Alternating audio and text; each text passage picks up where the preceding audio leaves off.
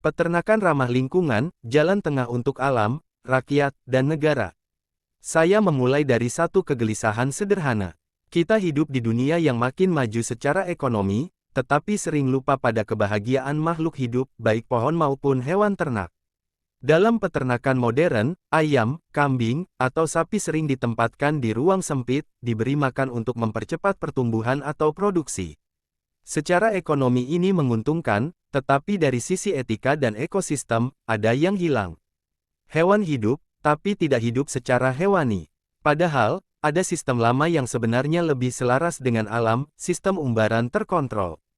Hewan bebas bergerak, mencari sebagian pakan alami, berinteraksi dengan lingkungan, dan hidup lebih sehat.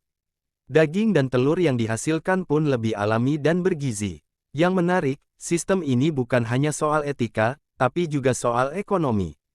Biaya pakan lebih rendah, limbah menjadi pupuk, tanah tetap subur, dan risiko penyakit menurun. Untuk negara berkembang seperti Indonesia, terutama di luar Jawa, seperti Sumatera dan Jambi, model ini sangat realistis karena lahan masih tersedia. Tujuan dari gagasan ini bukan untuk melawan pemerintah, bukan untuk menolak sawit, dan bukan untuk membawa agenda politik global. Justru sebaliknya, ini adalah upaya meringankan beban negara, memberi rakyat alternatif mata pencaharian yang berkelanjutan, dan menjaga ekosistem agar tidak sepenuhnya bergantung pada satu komoditas. Kami membayangkan proyek percontohan kecil, ayam umbaran atau kambing dengan sistem penggembalaan berpindah, skala rakyat, biaya rendah, dan dikelola secara mandiri. Jika berhasil, model ini bisa ditiru oleh petani lain tanpa paksaan.